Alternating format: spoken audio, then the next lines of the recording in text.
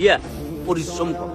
পরিশ্রমের উপরে পৃথিবীতে আর কোনো ম্যাজিক নেই। পৃথিবীতে একটাই ম্যাজিক আছে, কি? পরিশ্রম। পরিশ্রম করতে হইব, সেই অনুযায়ী সফলতা পাইতে হইব।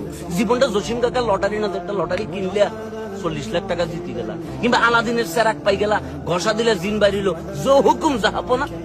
তোমাকে দুবাই বাদ কাতারে লই যাইব, অস্ট্রেলিয়া লই যাবো না কাকা। পরিশ্রম করো লাগবে, সেটা তুমি যা কিছু করতে পারো। জাস্ট তখন আশপাশের মানুষের কথাগুলো মাথা থেকে সরাই দিবে যে হেতে আমার জীবনে পরিশ্রম আনে দিবে। ধরো তুমি কন্টেন্ট বানাইতেছো, বানাও। টিকটক বানাইতেছো, বানাও। টাকা আসতেছে, মানে ফাত্রামি করি না, টাকা আসতেছে, বানাও। কিন্তু মনে রাখবে, এটা পার্মানেন্ট কিছু না। সাময়িক এবং পার্মানেন্ট, এই দুইটার ভিতর পার্থক্য আছে। তোমাকে আগাইতে হবে পার্মানেন্টের দিকে।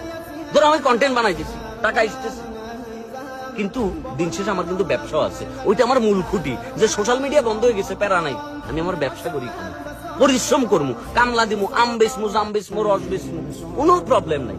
দিন শেষে তোমার শক্তি তুমি, দিন শেষে তোমার এনার্জি তুমি, দিন শেষে তোমার পরিশ্রম তোমাকে করতে হইব।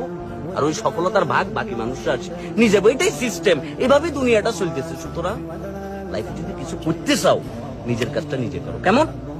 আর এই ফ্রি জ্ঞানটা ভালো লাগলে বাকি বন্ধু বান্ধবদের সাথে শেয়ার করো। বাকি বন্ধু বান্ধব যারা ডিপ্রেশনে আছে, কাঁথার তলি বসি ইলন মাস্ক হওয়ার স্বপ্ন দেখতেছে, না ভাই এত সোজা না।